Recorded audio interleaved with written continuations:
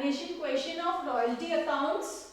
Ritesh took a mine on lease for a term of 25 years for 1st January 2019, paying a minimum rent of rupees 20,000 per annum, merging into a royalty of rupees 20 per ton of cost raised. Information given है कि जनवरी 1 को 2019 में mine ली गई है जिसका minimum rent है 20,000 rupees per annum और actual royalty calculate की जाएगी 20 रुपीज पर टन के हिसाब से. This contains a provision to the effect that if the minimum rent paid in any year exceeds the royalty for the year, the amount of the excess may be recouped by the company out of the excess payable in the following 2 years of such short working with the condition if full short working could not be recovered in next year, they will be lost the right to recover 25% of irrecoverable short working. Coal was raised as follows. Output or years given है. Show the ledger accounts in the books of Ritesh and how the items will be appear in the P&L account and balance sheet.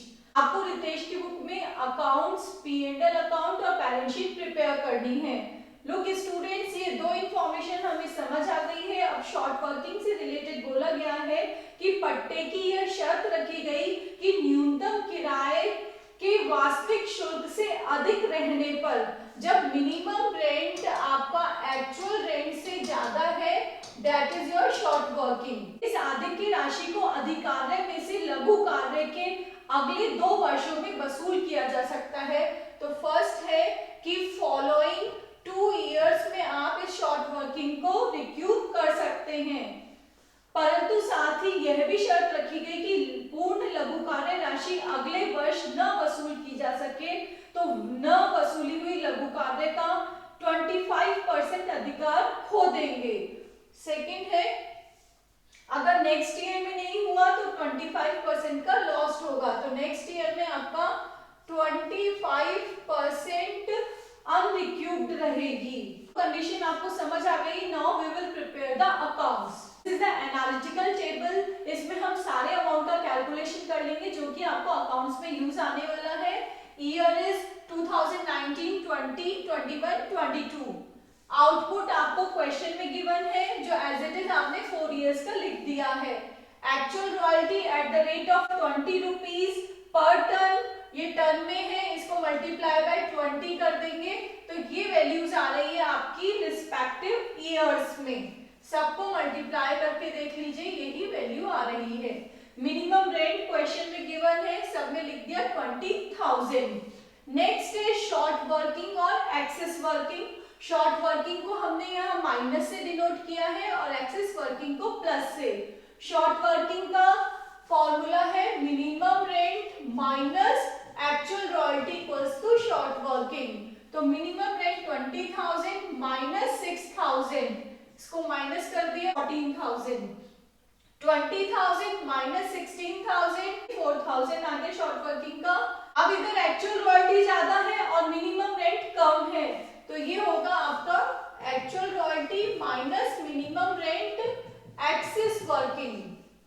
30,000 minus 20,000, 10,000 plus के हैं excess working. 40,000 minus 20,000, 20,000 excess working. अब short working के ये है रिक्यूब्ड का column, ये है unrecouped का कॉलम. एक्चुअल पेमेंट और closing balance of short working का हमें इंफॉर्मेशन गिवन है कि शॉर्ट वर्किंग फॉलोइंग 2 इयर्स में आगे के 2 सालों में रिक्यूब की जाती है. 14,000 की शॉर्ट वर्किंग को आप इन दोनों इयर्स में रिक्यूब कर सकते हैं. First condition. सेकेंड कंडीशन, अगर नेक्स्ट ईयर में आपकी पूरी शॉर्ट वर्किंग रिक्यूब नहीं होती है, वसूल नहीं होती है, तो आप 25% P&L में ट्रांसफर कर देंगे. तो इसका 25% इसके अगले साल में, इसका अगले साल ये है तो वो 25% आपका P&L में चला जाएगा. 2 कंडीशन है. नेक्स्ट, ये वाली जो शॉर्ट वर्किंग है उसके अगले 2 साल कौन से हैं? ये दोनों हैं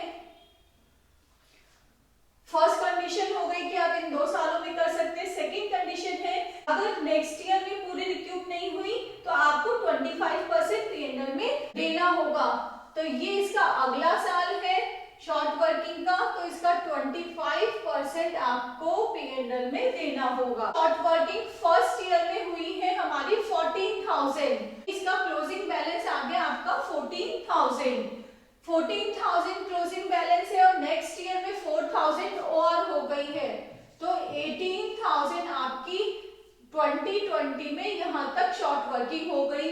अब आपको बोला गया है ये कहाँ रिक्यूप हो सकती थी, यहाँ पे, लेकिन यहाँ नहीं हुई है, तो इसका 25% आपको किसमें देना होगा, P&L में। तो 14,000 का 25% हमारा 3,500 आएगा, जिसको कि हमने P&L में ट्रांसफर कर दिया। तो 18,000 में से आपने 3,500 लेस कर दिया, वैल्यू आ गई आपकी 14,500 क्लोजिंग बैलेंस। इस वाली शॉर्ट वर्किंग को आप इस साल में रिक्यूप कर सकते हैं, क्योंकि ये इसका दूसरा साल है। अब यहाँ पे एक्सेस वर्किंग हो रही है 10,000 की, और आपकी शॉर्ट वर्किंग कितनी है 14,500, तो 10,000 आपने रिक्यूप में कर दिया। इसका 25% आपको इसमें चार्ज करना होगा, क्योंकि अब आपके पास कोई एक्सेस वर्किंग नहीं बची है इस शॉर्ट वर्किंग को चार्ज करने की, तो इसका 25% हो गया आपका 1,000 रुपीज। आप देखेंगे कि ये जो आपकी चली आ रही थी शॉर्ट वर्किंग, अब इसमें कोई अमाउंट बचा है, अगर बचा है तो उसको आप P&L में डाल देंगे, क्योंकि वो इररिकवरेबल है। कंडीशन सिर्फ 2 सालों की ही थी। 14,000 में से 10,000 लेस कर दीजिए, 4,000, और ये इसमें से आपने ये 3,500 पहले ही P&L में ट्रांसफर कर दिए थे। अब बचा कितना 500। अब ये जो 500 है वो आपको इस साल भी किस में देना होगा, P&L अकाउंट में, तो यहाँ आ गया 500, तो ये एंट्री आपकी कितने से हो गई है 1,500 से। नाउ अब इसका बैलेंस निकालेंगे, तो देखिए 14,500 में से आपको ये 10,000 और 1,500 ये दोनों लेस करने हैं। 14,500 माइनस 11,500 दैट इज 3,000 का क्लोजिंग बैलेंस हो गया। अब इसको भी हमें इधर देखना होगा। अब इस साल आपकी एक्सेस वर्किंग हुई है 20,000 की, ये कौन सा ईयर है, ये इसका, ये अभी रिक्यूप हो सकती है, ये इसका दूसरा साल चल रहा है, तो अब सारी ही रिक्यूप हो जाएगी, क्योंकि बहुत ज्यादा आपके पास एक्सेस वर्किंग है। 3,000 आपने रिक्यूप कर दी, बचा कुछ भी नहीं है। फर्स्ट, सेकेंड और ये तीनों कॉलम क्लियर है। Now the actual payment. अब एक्चुअल पेमेंट के लिए आपको पता है कि मिनिमम रेंट अगर एक्चुअल रॉयल्टी से ज्यादा है तो हमेशा मिनिमम रेंट ही पे किया जाएगा। तो यहाँ पे देखिए 6,000 रॉयल्टी है, 20,000 मिनिमम रेंट है, तो लैंडलॉर्ड को तो आपको एक्चुअल मिनिमम रेंट ही देना होगा। तो 20,000 हो गया। इधर भी देखिए यहाँ पे आपका मिनिमम रेंट ज्यादा है, तो यहाँ पर भी आपको मिनिमम रेंट ही पे करना होगा। नेक्स्ट ईयर आपका रॉयल्टी ज्यादा है और उसके नेक्स्ट ईयर भी रॉयल्टी ज्यादा है। इस केस में आप अमाउंट कैसे कैलकुलेट करेंगे, actual royalty minus short working रिक्यूब्ड, इसको इसमें से लेस कर दीजिए। 20,000 आ गया, इसमें से इसको लेस कर दीजिए 37,000। लैंडलॉर्ड अकाउंट में हम इसे यूज करेंगे, शॉर्ट वर्किंग अकाउंट में इसे यूज करने वाले हैं और रॉयल्टी अकाउंट में इसे यूज करने वाले हैं। रॉयल्टी अकाउंट लेसी की बुक में, रितेश की बुक में एंट्री हो रही है, तो ये एक्सपेंस अकाउंट है, तो फर्स्ट ड्यू करने की एंट्री होगी, सेकंड P&L में ट्रांसफर की एंट्री होगी at the end of the year.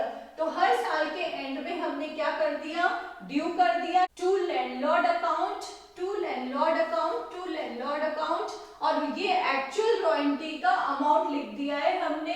आप टैली करेंगे ऊपर टेबल से, और सेम अमाउंट को हमने P&L में ट्रांसफर कर दिया। Next is short working account. Short working account lessee के लिए असेट है, इसका बैलेंस वो अपनी बैलेंस शीट में शो करता है, क्योंकि फ्यूचर में वो उसको मिलने वाला है। शॉर्ट वर्किंग अकाउंट जिससे बढ़ेगा वो अमाउंट इधर आएगा और जिससे कम होगा वो अमाउंट इस साइड आएगा। तो शॉर्ट वर्किंग हमारी फर्स्ट ईयर में हो रही है 14,000 की, तो यहाँ पे आ गया टू लैंडलॉर्ड्स अकाउंट 14,000।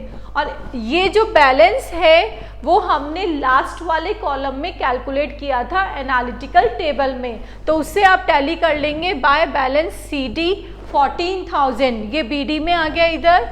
अब next year again short working हुई थी हमारी 4,000 की, तो टू लैंडलॉर्ड्स अकाउंट 4,000।